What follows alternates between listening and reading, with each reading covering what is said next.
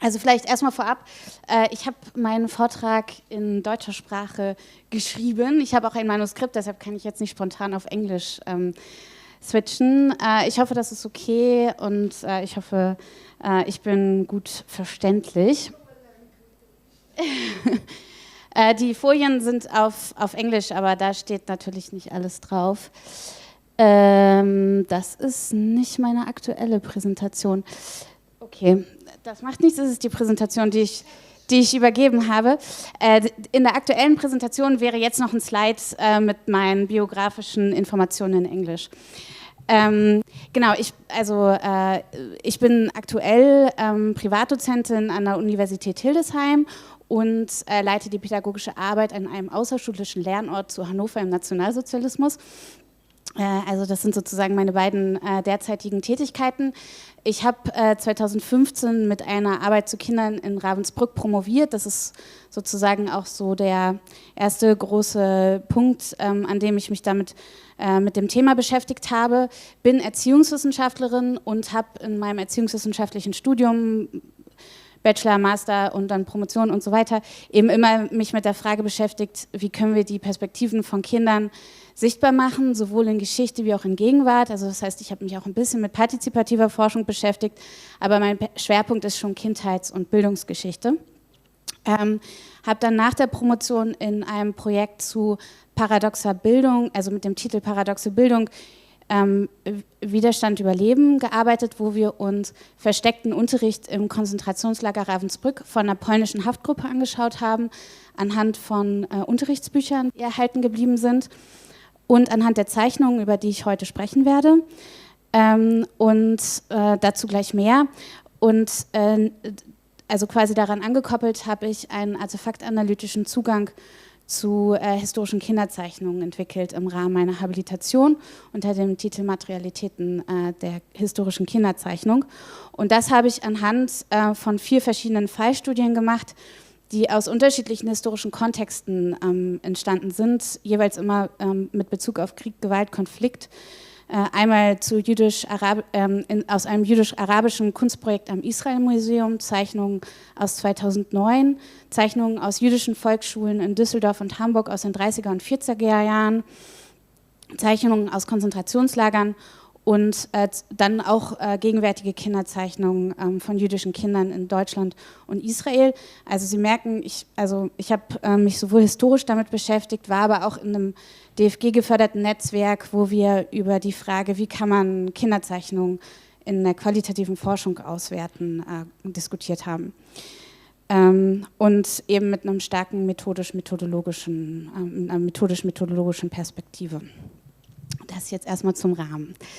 Und damit habe ich auch schon die erste Seite meines Manuskripts frei abgehakt. Obwohl mein Vortragstitel einen sehr breiten Überblick über das Thema verspricht, habe ich mich heute dazu entschieden, doch sehr artefaktgeleitet vorzugehen und ein einziges Zeichenheft in den Mittelpunkt meines heutigen Vortrags zu stellen. Da sieht man das Zeichenheft, das die 14-jährige Christina Zaorska Ende 1944, Anfang 1945 im Frauenkonzentrationslager Ravensbrück angefertigt hat. Und für einen ersten Einstieg möchte ich Ihre Aufmerksamkeit auf diese Seite richten. Sie bildet derzeit die Außenseite des Zeichenheftes. Und genauer bitte ich Sie, auf die Zeichnung zu schauen, die Christina Zaorska im unteren Teil in der Mitte anfertigt.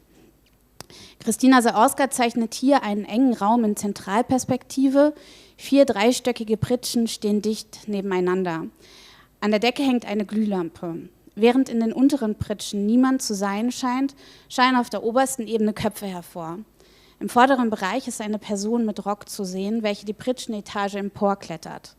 In ihrer linken Hand hält sie einen Gegenstand. Die Person wirkt im Verhältnis zu den Köpfen größer und ist nicht, wie der Rest der Zeichnung, mit Bleistift, sondern mit blauem Buntstift gezeichnet. In einem Interview gibt die mittlerweile über 80-jährige Zeichnerin an, bei der Person im Vordergrund handle es sich um sie selbst. Sie klettere auf die 3. Etage. Hier hätten sich die Kinder tagsüber versammelt, Geschichten erzählt und sie habe gezeichnet. Christina Zaorska ist 14 Jahre alt, als sie nach der Niederlage des Warschauer Aufstandes von deutschen Truppen bei einer Straßenrazzia verhaftet wird.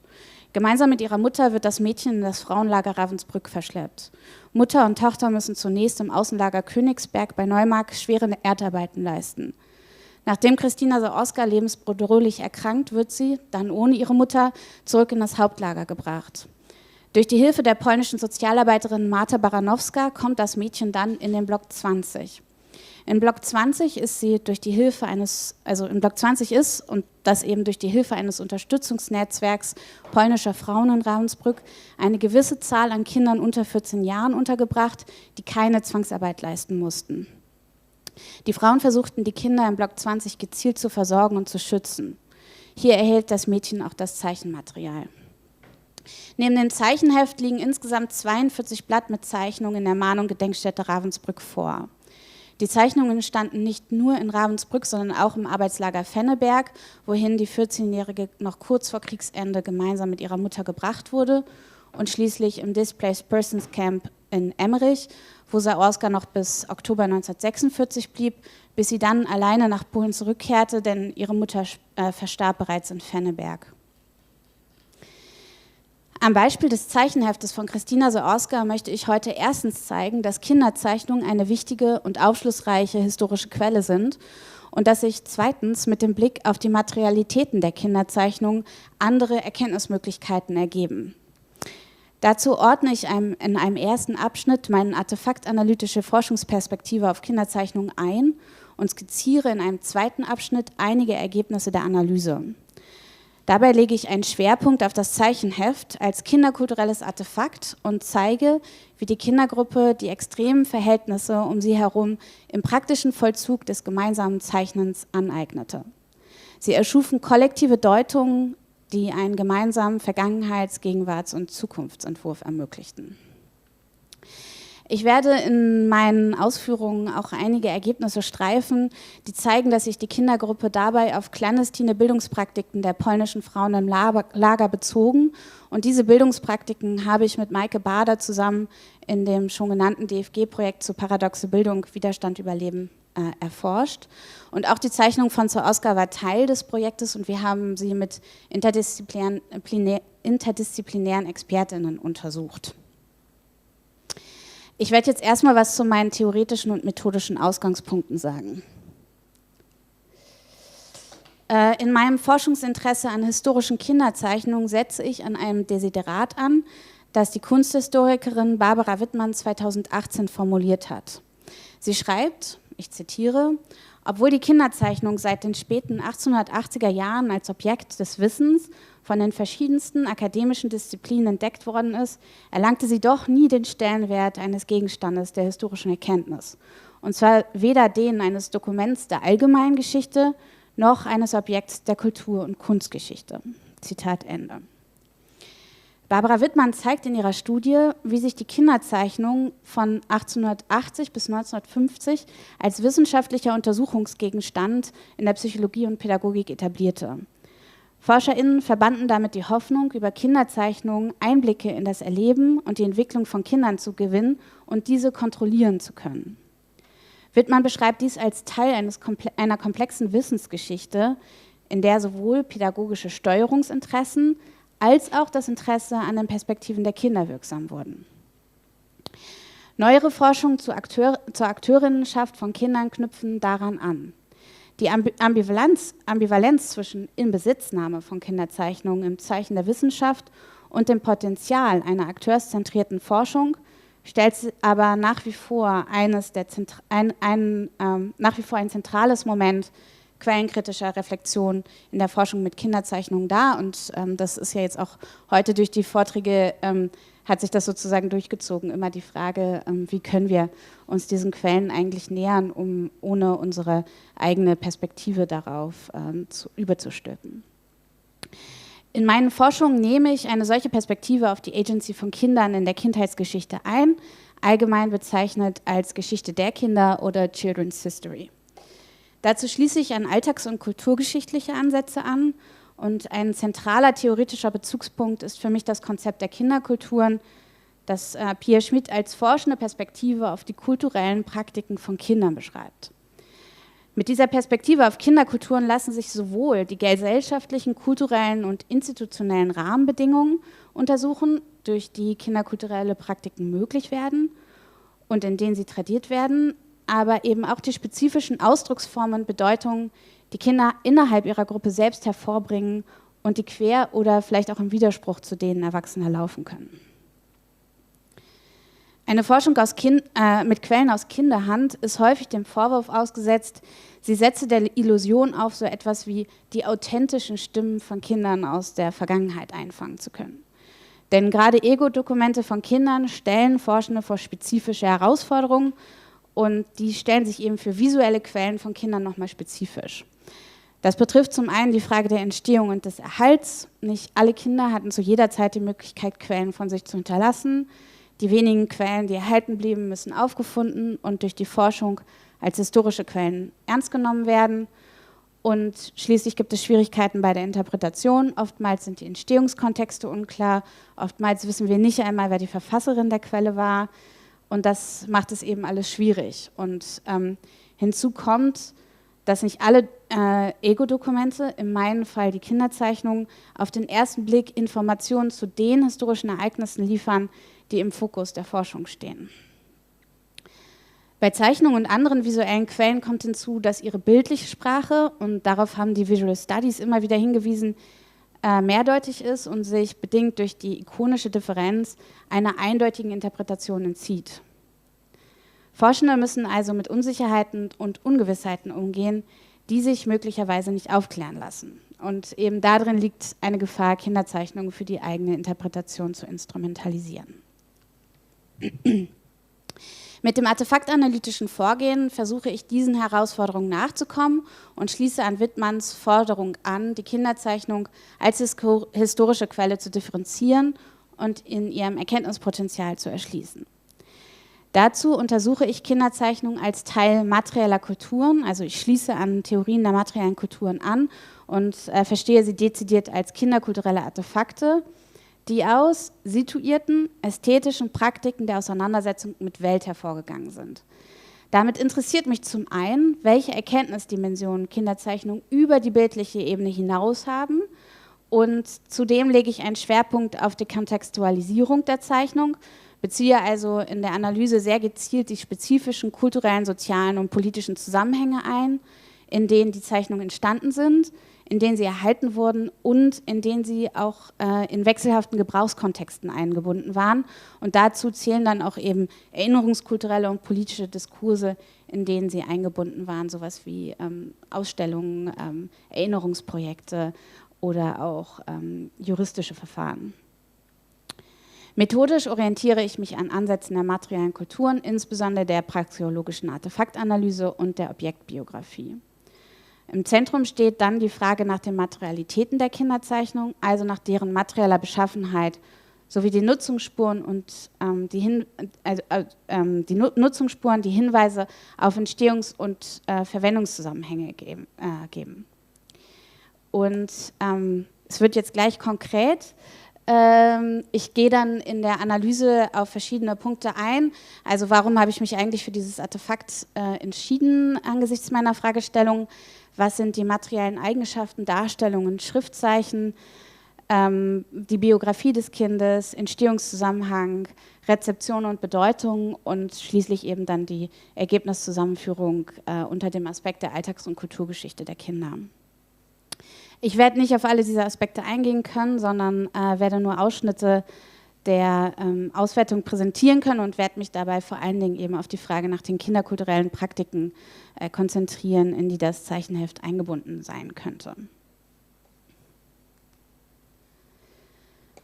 Das Zeichenheft umfasst 4 Doppelseiten, etwa im DIN A4-Format, die mittig gefaltet und durch 3 Einstichlöcher mit einem dünnen Faden verknotet sind. Die Bilder sind leider nicht gut zu erkennen. Genau, ich versuche es zu erklären. Ein Bucheinband gibt es nicht. Das Papier und die Bindung sind fragil und zwingen mich bei der Sichtung der Quellen zur besonderen Vorsicht. Sie sehen das, dass ich das zum Beispiel auf Kartons gesichert habe. Die Motive sind mehrheitlich mit Bleistift sowie blauem Kopier und einem gelben Buntstift gezeichnet. Wie für viele von Zaorskas Zeichnungen aus Ravensbrück typisch befinden sich auf den insgesamt 16 Zeichenseiten Dutzende kleinere und größere Motive in unterschiedlicher Ausrichtung. Darunter sind, ja, ist echt schlecht zu sehen.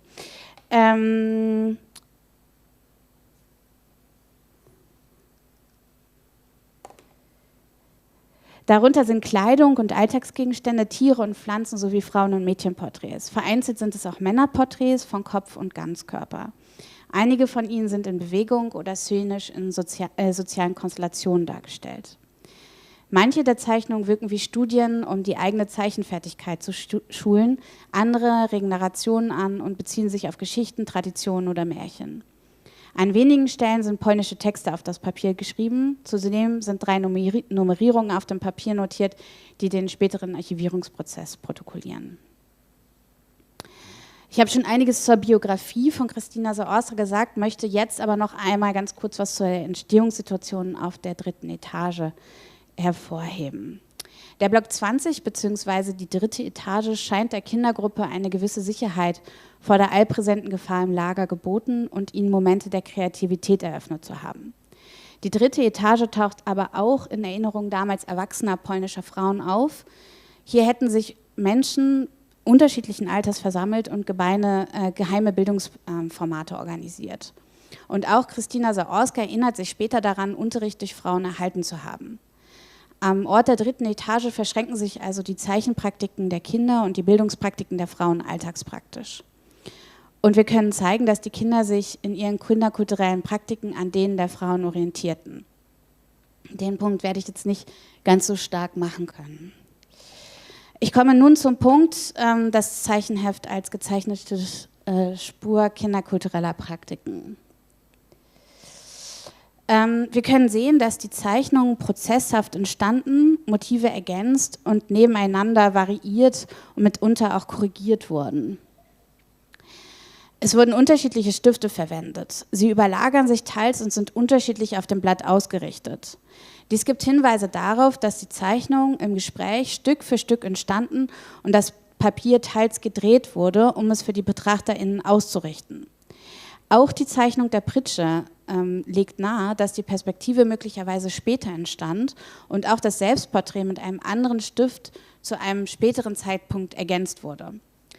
Das Mädchen strebte offenbar nach Gegenstandsangemessenheit und könnte sich Rückmeldungen von anderen eingeholt haben, um die eigene Zeichenfertigkeit zu verbessern. Die 16 Seiten des Zeichenheftes sind mit mannigfaltigen Motiven versehen, die zunächst einmal für sich stehen. Es lässt sich kein übergreifendes Narrativ entsprechend der Abfolge der Seiten rekonstruieren. Im Nebeneinander der Motive auf dem Papier lassen sich jedoch über die Seiten hinweg thematische Gruppen identifizieren. Sie bilden ein Panorama an Inhalten, über die sich die Kindergruppe ausgetauscht haben könnte. Dabei teilten die Kinder offenbar Unterrichtsinhalte, die sie entweder aus der Zeit vor dem Lager oder aus dem Lager selbst kannten, wie beispielsweise polnische Traditionen und Märchen. Andere Themen wie Bewegung und Tanz, Mädchen- und Frauenporträts, häusliche Szenen und Natur scheinen von der Gründergruppe selbst gesetzt geworden zu sein und sie treten in ein antithetisches Verhältnis zu den entmenschlichenden und lähmenden Bedingungen des Lagers.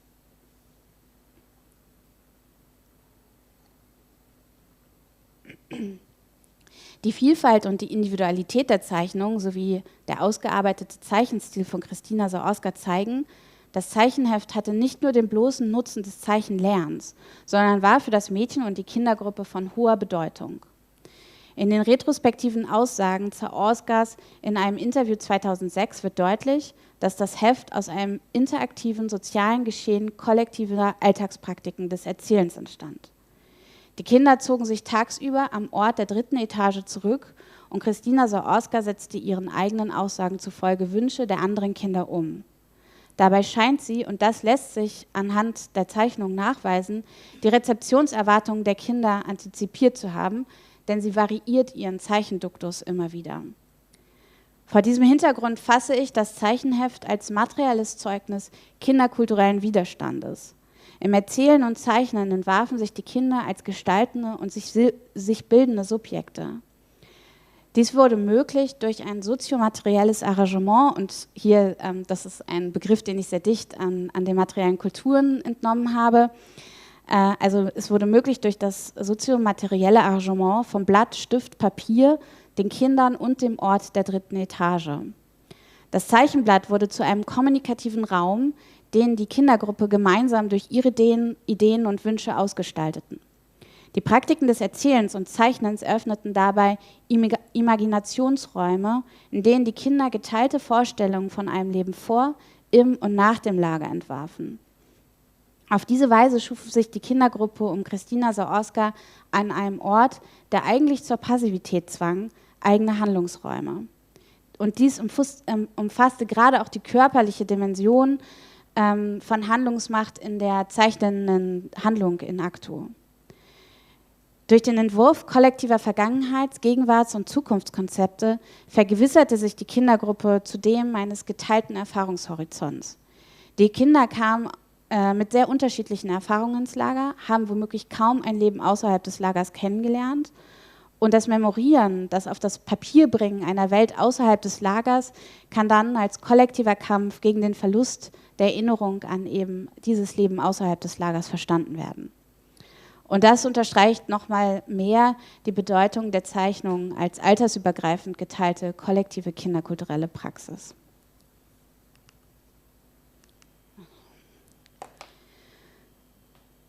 Ich komme zur Zusammenführung.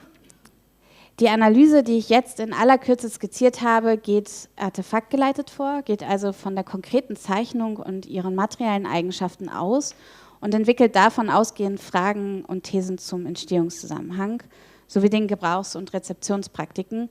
Wie gesagt, ich konnte dabei nicht die Fülle dessen präsentieren, sondern habe mich jetzt auf diesen einen Aspekt konzentriert. Ich möchte jetzt abschließend noch einige Aspekte eines quellenkritischen Vorgehens hervorheben.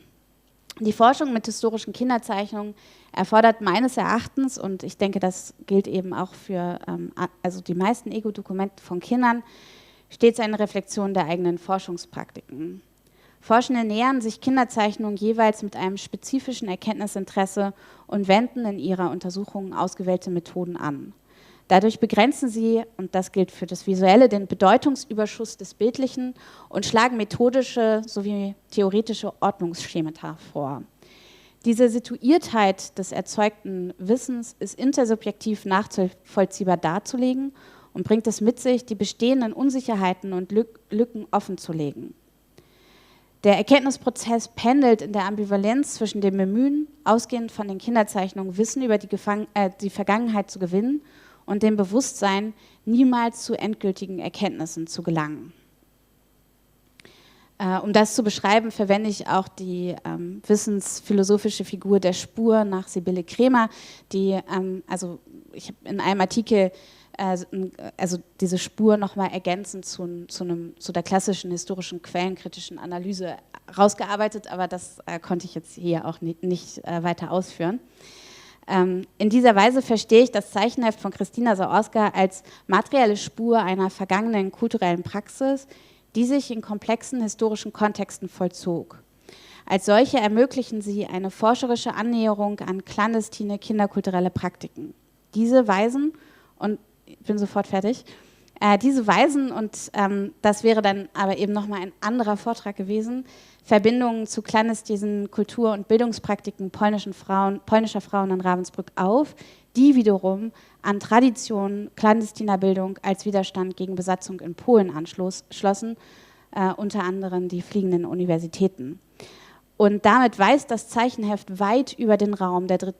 Etage hinaus und ist in seiner Analyse anschlussfähig an breitere Forschungen der Bildungs- und Kindheitsgeschichte. Im Blick auf ein einzelnes Artefakt lässt sich aber dann sehr konkret nachvollziehen, wie sich diese Praktiken im Konkreten vollzogen und was diese für die Kinder und ihr Überleben im Lager bedeuteten. Jetzt bin ich am Ende.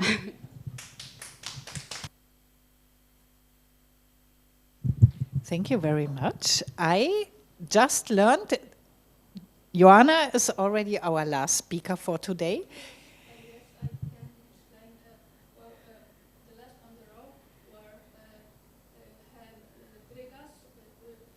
Mr. Drigas, yeah? Yeah. And Mr.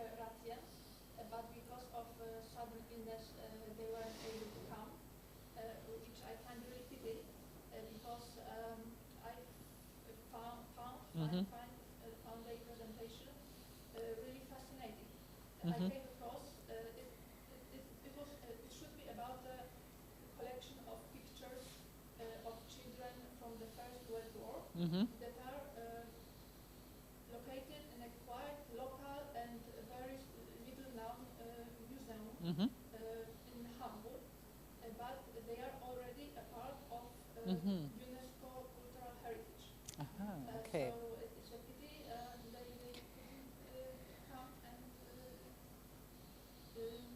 tell what they Yes, of course. Yes. But I think there is a possibility that you can. I'm going to ask, and maybe you can just become the presentation through the email, just as encouragement to maybe visit the museum, or not necessarily, because many of the pictures of are already Yes. So then you have 50 minutes now. No. You have 20 minutes. It's because we have no. So then I would like to ask you, of course, to introduce yourself. And Joanna will today speak about a diary from a girl from Piła. Yeah. And which was Pomerania back then. No, this was Germany back then. Schneidemühl. It was Schneidemühl, yes. Piła. It was today. It's a Polish city.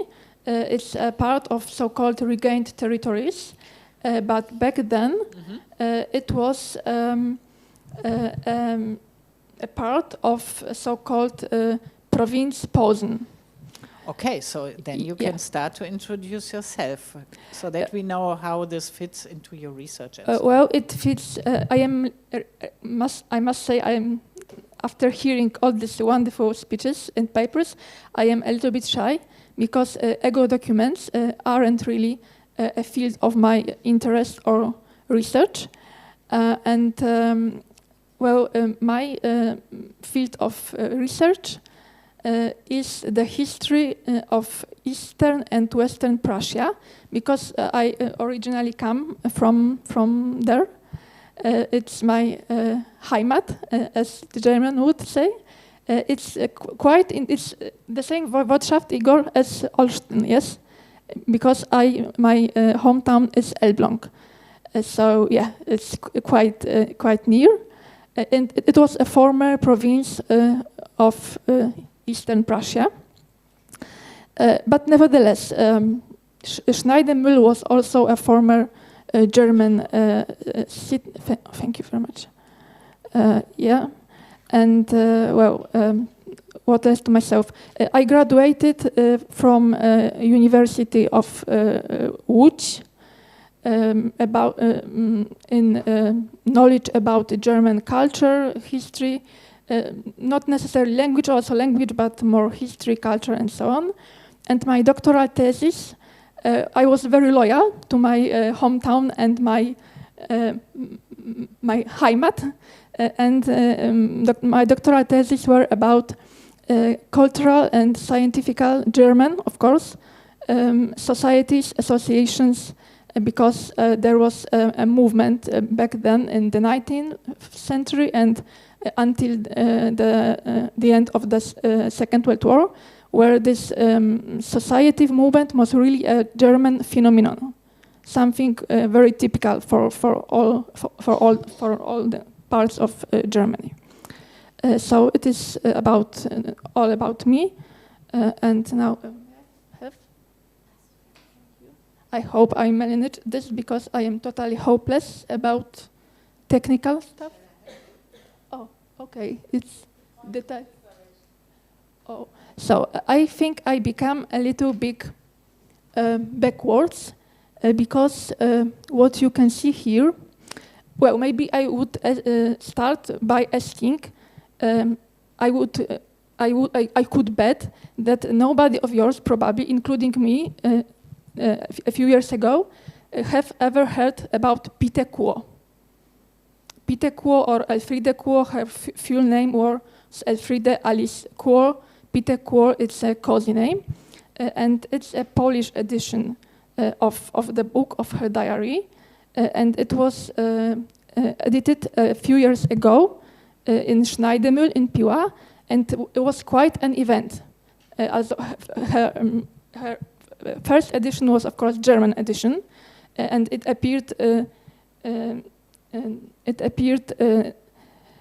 1982, and then the English, followed by the English edition, I think 6 years later.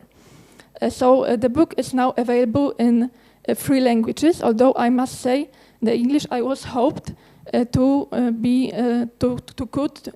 read out loud to you some parts of this English version to give you the insights, because what is really sensational about the book is how she, the girl, changed internally, psychologically, during these 4 years of the First World War. As the war began, she was 12, so after 4 years, she was 16. For us, adult people, 4 years, it's maybe nothing, but for such a teenage girl, a backfish, as German would say, it was an era. Because as the war began, she was a child, in fact, a totally child, a naive girl, also very prone to joke, to make some not very, maybe some clever jokes, but to laugh, to play. She was a so-called enfant terrible, a real trouble for her teachers, a so-called tomboy,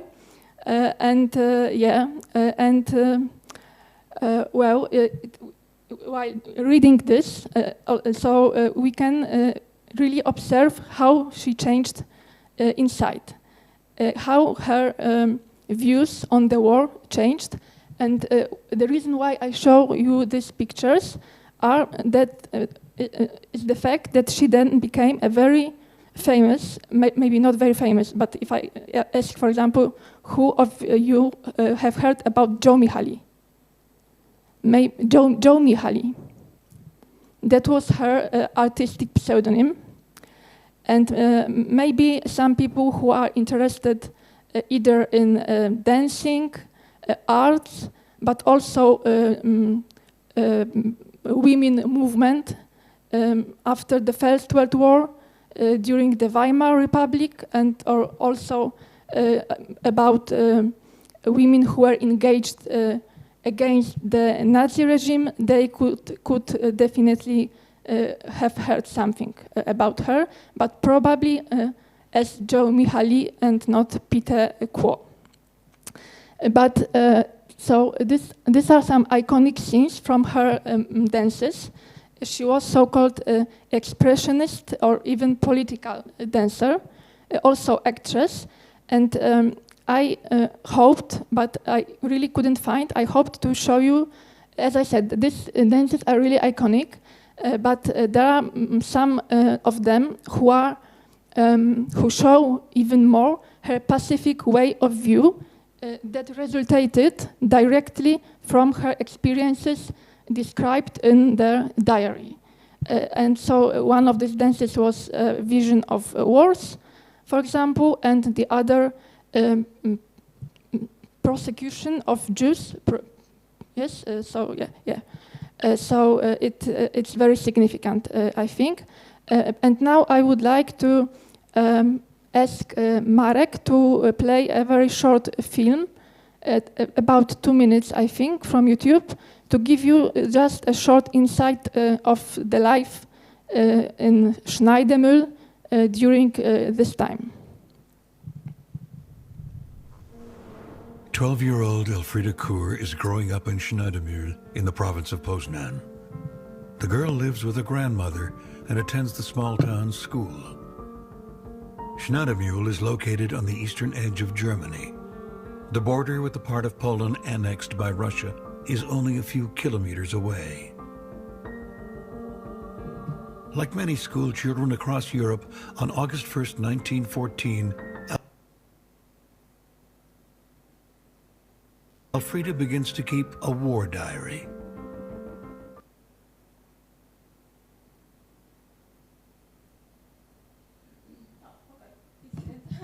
So as it was exactly said in the movie, it was maybe not obligatory and for the girls, not that they were forced or obliged to write such diaries, but it was definitely expected from them, from their teachers, for example, at school. In case of Peter Quo, it was her mother who encouraged her, a mother who, by the way, didn't live with her. It was also mentioned. She was brought together with her other brother by her grandparents. Her mother was a music teacher, having a school, leading a school, music school in Berlin, and visiting from time to time. So these are just a few postcards of this quite provincial city. And what's interesting, well, bearing in mind how eventful and adventurous and even vagabond life she spent then as an adult person, it was even a short time that she used to live on the street during the time of Weimar Republic, together with homeless people. And after Machtübernahme, Machtergreifung, she was forced to exile, especially as she got married to Jewish actor and director.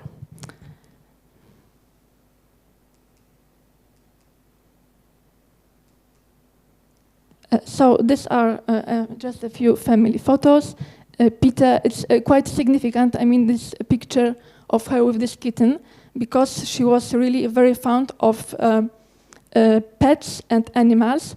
And it was also quite revolutionary, as we read the book, that she had pity also with the animals used as objects during the war. So not only with people.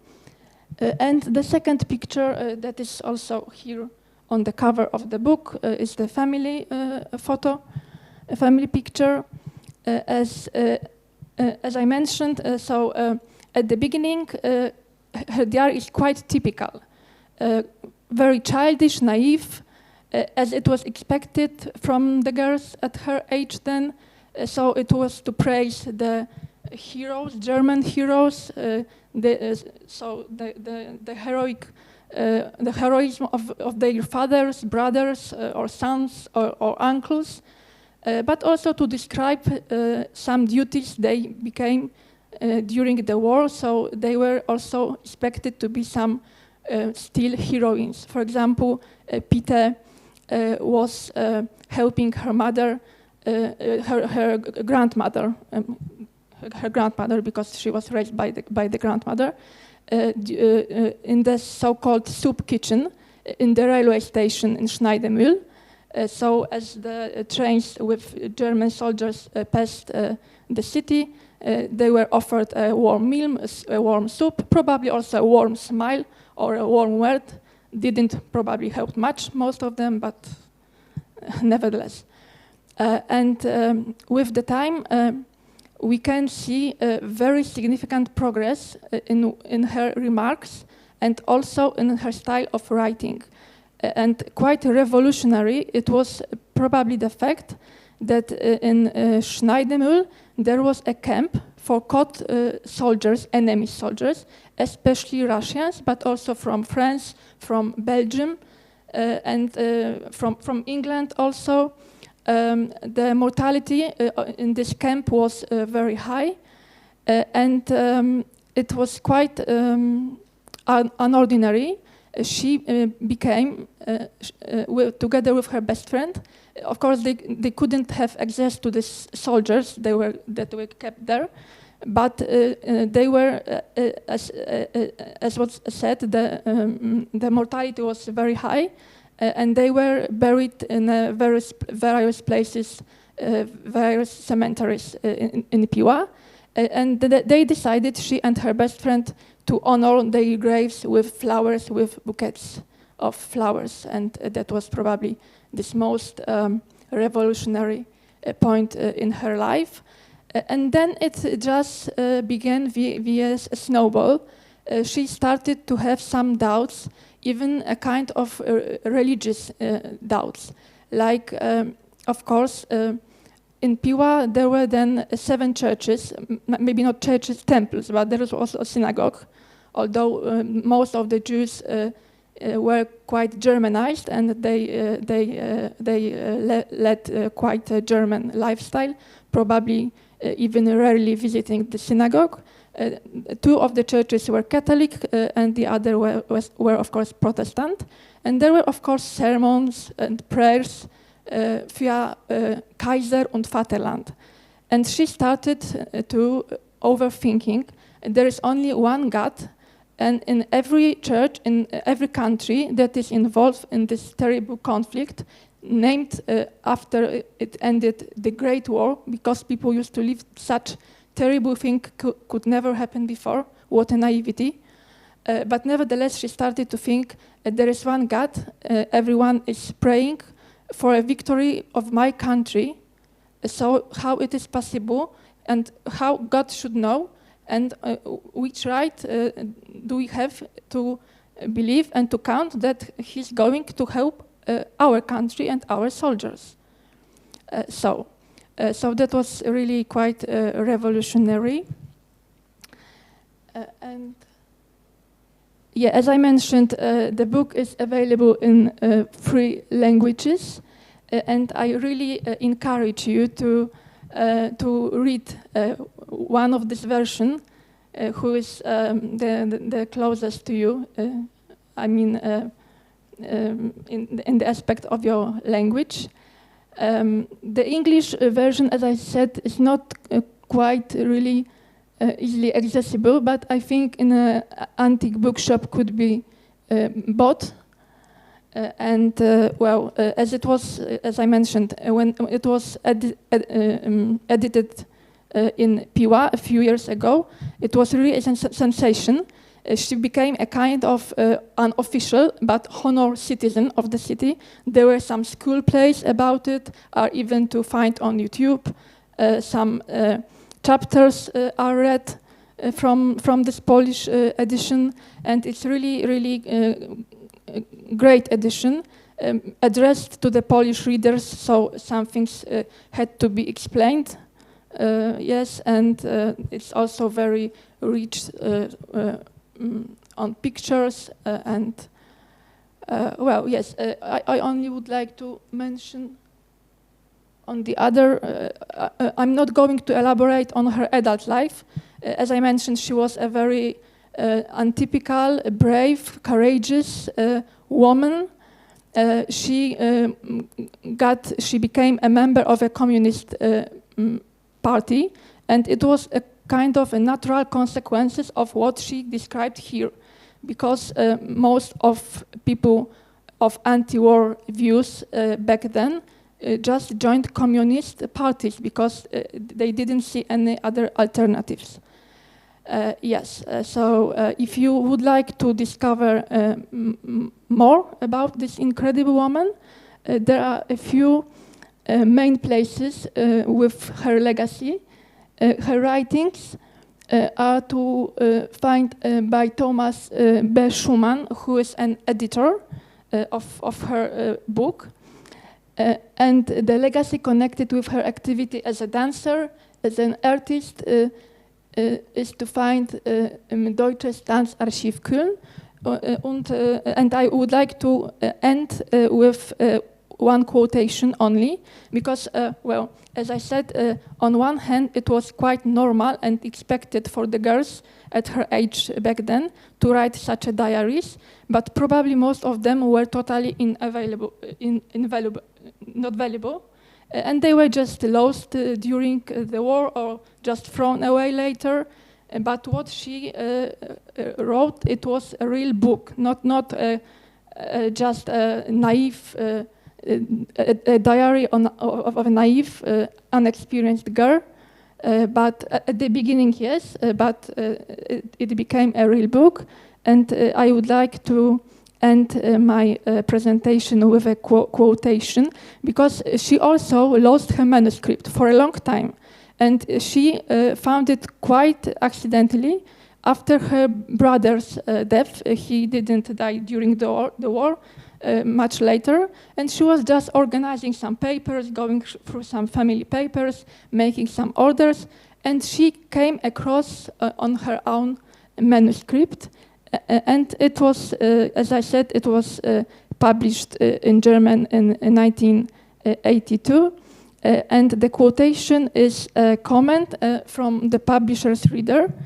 The following comment: "I have received a manuscript to review, the like of which has never before come into my hands. An authentic schoolgirl's diary of the First War.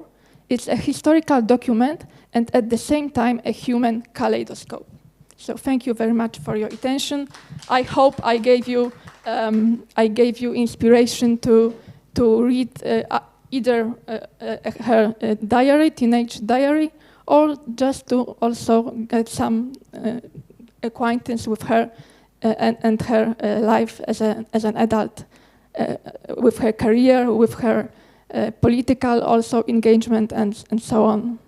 Yeah, thank you. Okay, Joanna, thank you very much.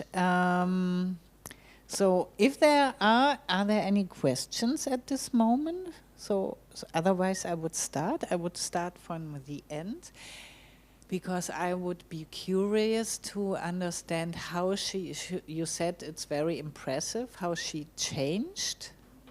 And can you maybe explain how the events of the war changed her? Because I know it sometimes from children in EU documents that there's some sort of premature, too early becoming an adult or so. And then I would ask Wiebke, maybe you can elaborate a little bit more. I would be interested in your other research on the drawings in the Israel Museum and so on. So I can very eagerly give you some contact. I'm sure the both of the speakers who couldn't come wouldn't have anything against it. And back to your question, she was premature, definitely. So on the one hand, it's a paradox, quite childish, always ready to laugh, to play, to make jokes. What's interesting, for example, at the beginning, she used to play with her mentioned best friend, War. One of them was a soldier, and another of the girls was a field nurse. But back after some time, she found that play just inappropriate, and they started it. On her initiative, she decided it's totally inappropriate, and she doesn't want to do it anymore, even though her best friend really couldn't understand that. In fact, for her it was just a play, and for Peter it became something much more, something immoral somehow. And you asked also, so premature, she was definitely very prone to reflection, especially after some time. Of course, the events and the turn of the war had definitely an influence on her view, because, for example, Piła was not only Schneidemühl, or Piła was not only a place where this mentioned camp for enemies was grounded, but also became, meanwhile, a great lazaret. More and more invalids used to come back home.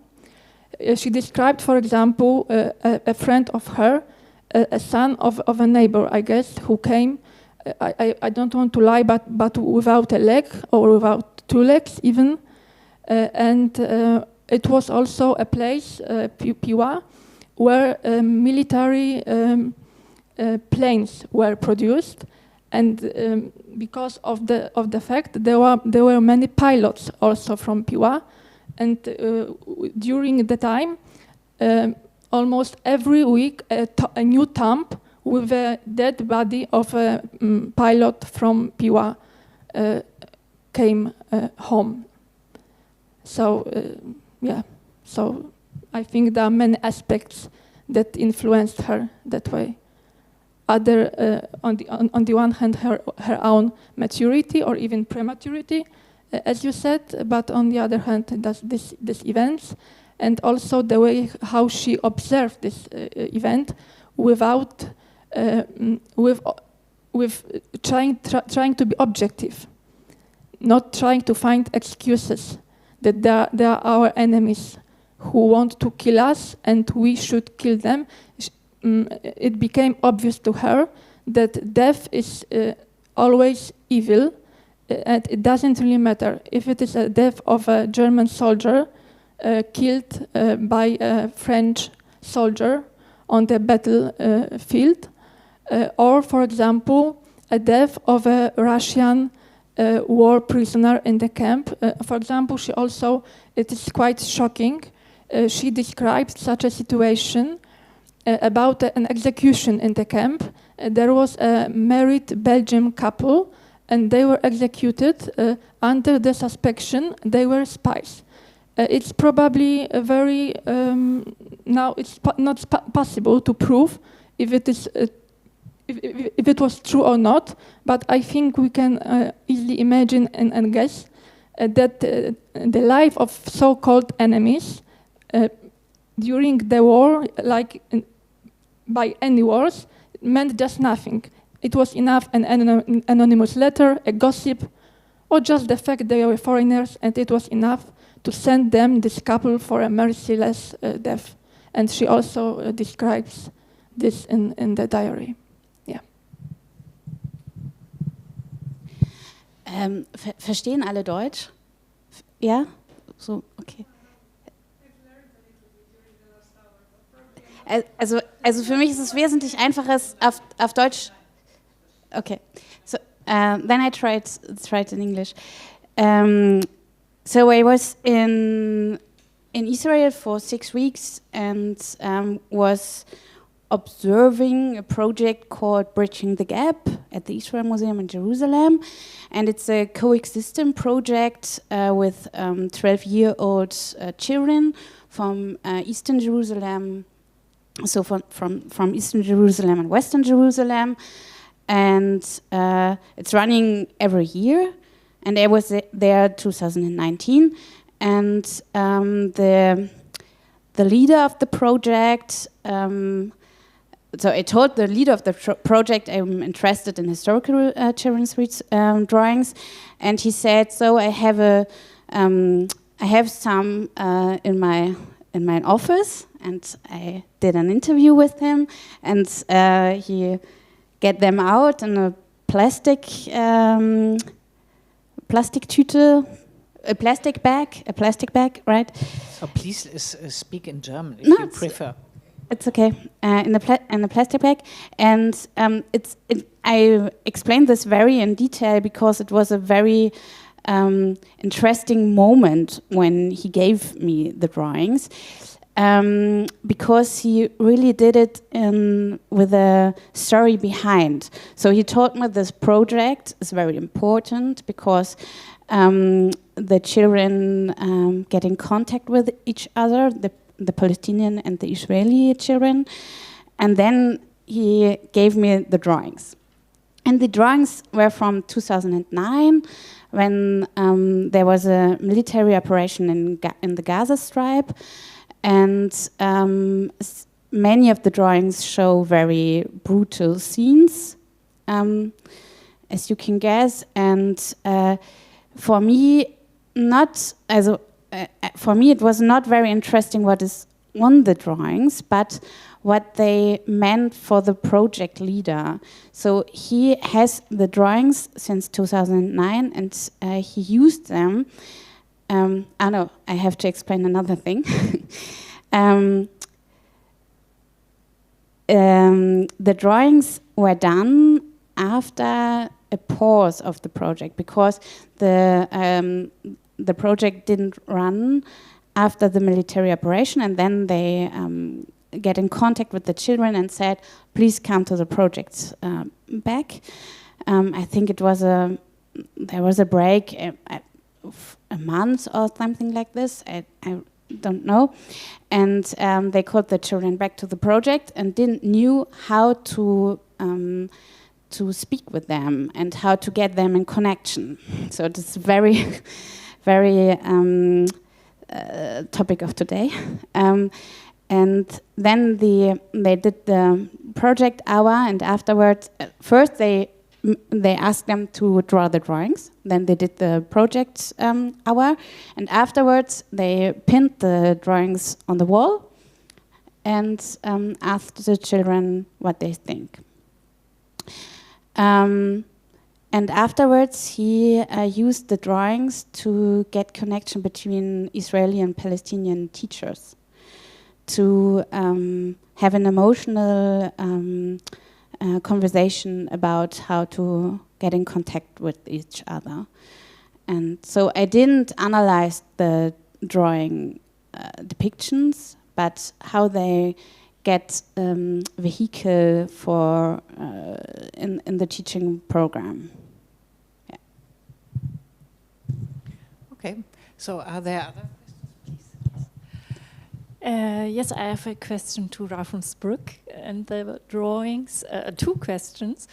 The first one, you talked about the fairy tales and Polish history and so on the in the drawings, and I wondered, did you get the impression that there were interpretations of the fairy tales or the history? So could you see an interpretation?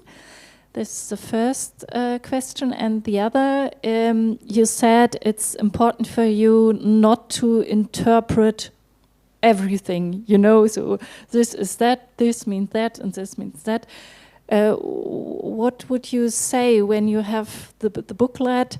How much didn't you interpret? So how much of the drawings, the signs, would you say you just presented as description or so? Thank you. So again, I did not really analyze the depictions. There are some, we work together with different interdisciplinary experts, and some of them looked at the depictions, but me not. So I can't say if there are any interpretation of the fairy tales and so on. And your question about how much is depiction and interpretation from my side, I would say most of all is interpretation, because it's my view as a researcher using methods of material culture to look at the drawings. So that's why I can't much say about the depictions, because that was not my focus on the drawings. And so maybe you know the theory of situated knowledge from Haraway, and I think she's very helpful to understand that every one of us has a very specific view on the sources, and that's also what I try to explain with this topic of trace with the Bill Kramer. So we have every time we have some breaks, some gaps in what we know about the sources, because it's our view. But we really have to make it transparent how we look at the sources. Yes, are there other questions? My question is also to Wiebke.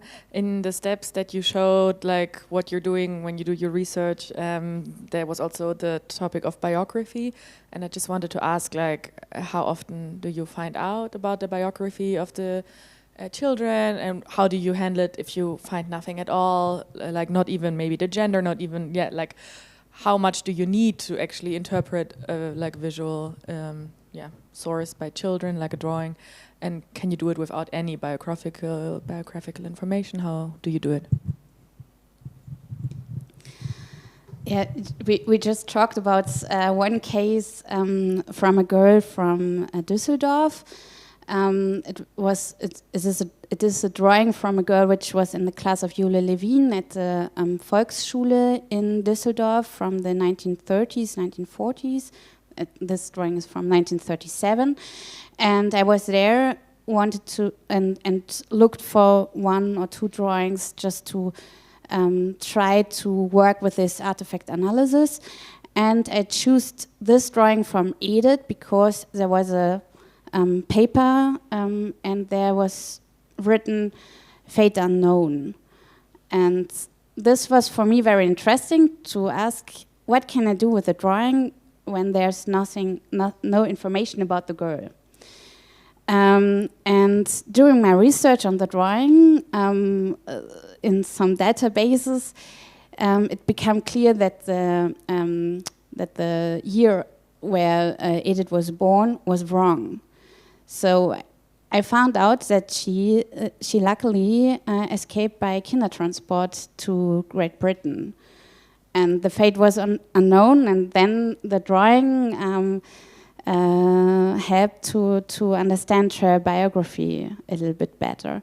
And so I have no case where I have nothing about the child, but every time I would say, we can do what we can do, and maybe we have to correct our question to work with this material, with this source.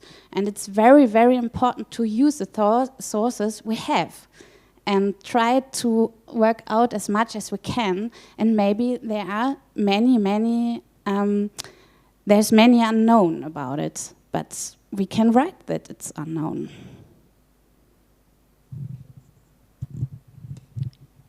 Yes, further questions?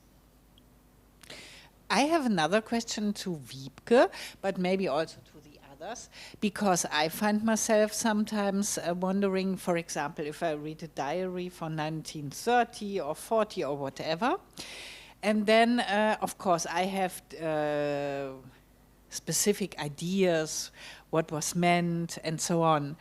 But sometimes I wonder, okay, this is my impression. I don't have a testimony from this teenager or child. It's my interpretation, and of course people from nearly 100 years ago used sometimes the same terms with a different meaning. Or for example, when I find a diary when in Zionist youth movements boys and girls were camping together, back then it was, wow, super progressive, and wow, you don't do this. But today it's so maybe I could oversee something, yes. And maybe the second question is, did you ever, this was actually my first question, did you ever had the chance to have a drawing from a child and met this child as an adult? So that you could ask this person, only by chance?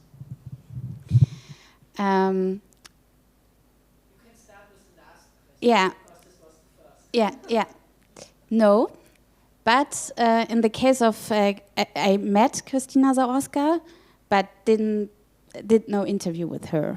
So because there. So as you know, child survivors not every time would like to be interviewed. So this was the case also. And there was a very long interview in the Memorial of Ravensbrück in Polish, and I translated it. I translated it from another person, not from me, because I don't speak Polish, in German. And there is one interview about her biography and a second interview about her drawings. And every drawing, which is in the memorial, she commented. And she was also, she became an artist later on. So it's very, very interesting that she speaks about her drawings. So some of the information about the drawings came from the interview from 2006. Also that she was drawing the conversation with the other children. This is an information from the interview. Yes, and the second is that we could overlook something because misinterpret. Yeah, that's a problem, and I think it's a very, very important thing to reflect on in the as a critical source interpretation. Yeah. Yes, it's interesting because I also found myself sometimes, and then there was a historian and said, let's say it's not a drawing, only a testimony, and said, this is this and that, and I said, I didn't read this. Yeah. Why does he say something like this? I don't understand. I mean, it happens, of course. Yeah, there was in the article about Edith's drawing from Düsseldorf.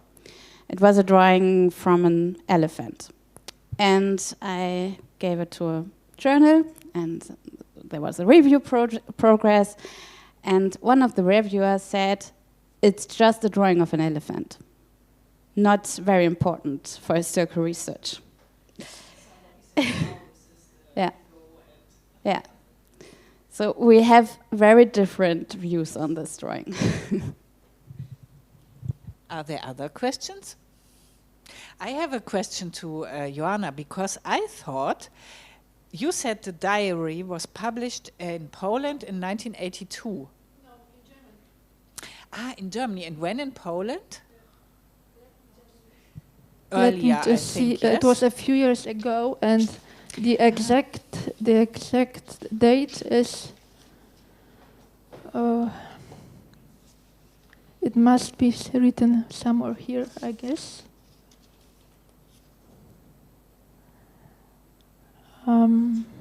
So it's relatively new. Published from few years ago. It's very strange that I can't find the exact date here. Because I was just thinking it was in 1982, and this was really it was a German. So first German edition. Sorry. No, it's it's very fine. strange. So it was not published in 1982. No, okay. I think it was. Yeah, it was in Polish. It was 2010. So Okay. also quite a few years ago, but it's the newest edition, and in my opinion, it's really good. Yes, it was. In fact, it's also very interesting story.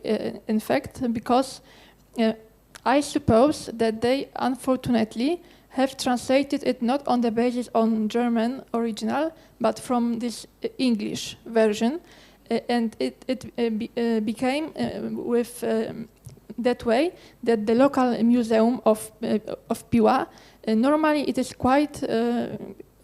It happened quite often that such small towns had very engaged local societies.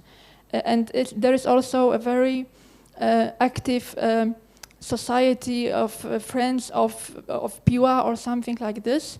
So it was a kind of underground social movement, but it became with a gift for the local museum. They become from somebody just this English version of the diary, and it was sensational for them because they didn't have an idea such a person lived in our hometown, and it's a must. We have to translate it into Polish, and they even what's also very interesting. Pite Kło or Joe Michali, I haven't mentioned Joe Michali. It's also very interesting.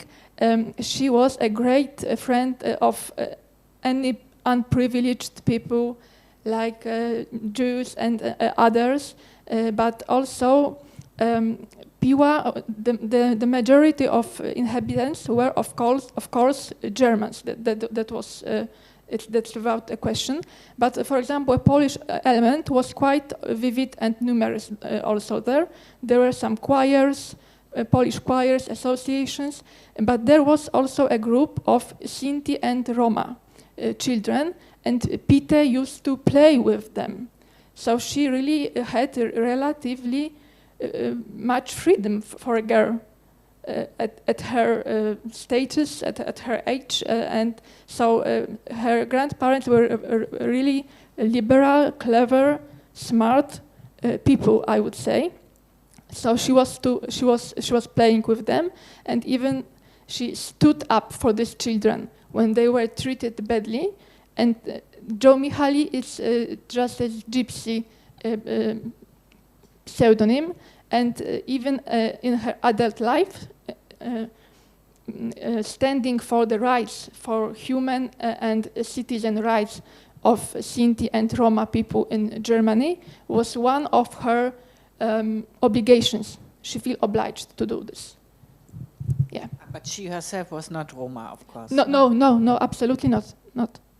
It was just the beginnings are in these diaries, with playing with this, for her, very interesting wild children. Wild, of course, I mean, having much freedom, which was for her also very alluring, because she really had a very strong desire for freedom herself, all her life. Yeah.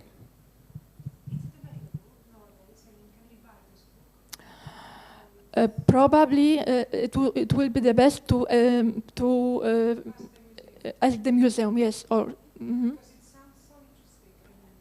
Yeah, I'm not sure. I suppose that many of this of the books they were sold very quickly, but I think it's the best way to write the museum and or maybe the government of Piła. But so obviously she lived in Cologne later. Yes, also. She was like a vagabond. She changed, so she died, for example, in Bavaria.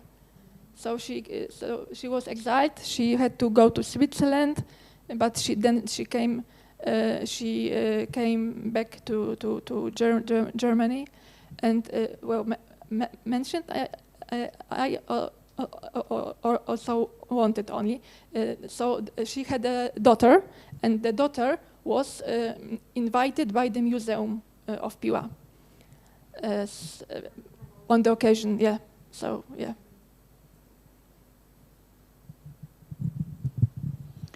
Okay, so do we have some more questions? No.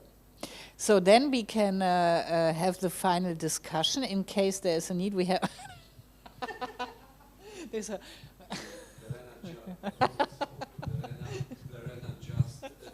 So my facial expression, but actually, that they were so emotional, and they were exposed to really very interesting contributions by all of you.